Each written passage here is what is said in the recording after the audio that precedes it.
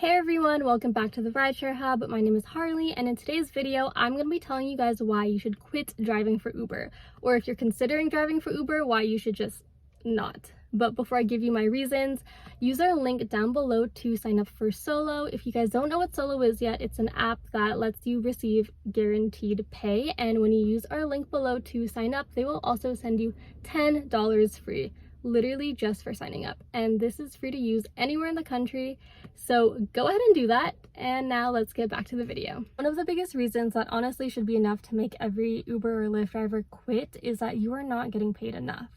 Uber drivers get paid at most $20, and that is still without expenses, that is without any taxes, and at the end of the day you're probably going to be pocketing maybe $10, which in that case, it's just not worth it. It's not worth the miles you're putting on the car. It's not worth the future problems your car will have because you're putting so much stress on it. And if you're okay making that, $10 to $15, then you might as well get a different job where at least you know you will get paid for the amount of time you're putting in. Because sometimes as an Uber driver, you can be sitting in your car for hours just waiting for a ride that is not coming. So definitely not worth it. Another reason that you should quit driving for Uber is that passengers don't tip. And that makes a huge difference because I feel like a lot of people that go into a job where tips are possible, they're very like, oh, well, what if I get like a $20 tip? Or what if I get a $100 tip? But in reality, that just doesn't happen. I think when I was driving for Uber for 1 month, I think like 10% maybe tipped me, and I never got a tip higher than $20. So yeah, obviously the possibility for a tip is nice, but in reality you're probably just not going to get tipped, and it sucks. Another reason that you should not drive for Uber is that honestly passengers can be scary. You don't know who's getting in your car, and I don't think that maybe $20 an hour is worth risking your safety.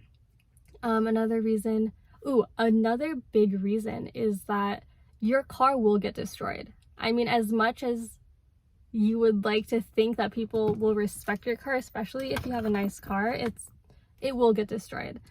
And it doesn't matter if, Uber will compensate or like give you cleanup money or whatever, because it's still not going to be the same as if you had just not gotten that throw up in your car, if that person hadn't like ripped your seats open or something. So just not worth it. I'm actually getting a little bit wound up right now because it is pretty infuriating just how bad Uber drivers have it. It made sense back in the day when Uber drivers didn't need to work crazy hours. Oh, that is another reason why you should just not work for Uber. If you want to make, let's say, upward of $200 a day, you're going to be working probably a 12-hour shift or however long Uber lets you work now. And that is just not worth. It is not worth being in your car all that time when you could be, again, just getting a different job that will pay you the same amount, and at least you're not spending the whole day suffocating in your car. So thanks for listening to my rant about why you should quit driving for Uber, or honestly not even start. And don't forget to use our link below to download Solo and get yourself that free $10 just for signing up. See you next time, guys.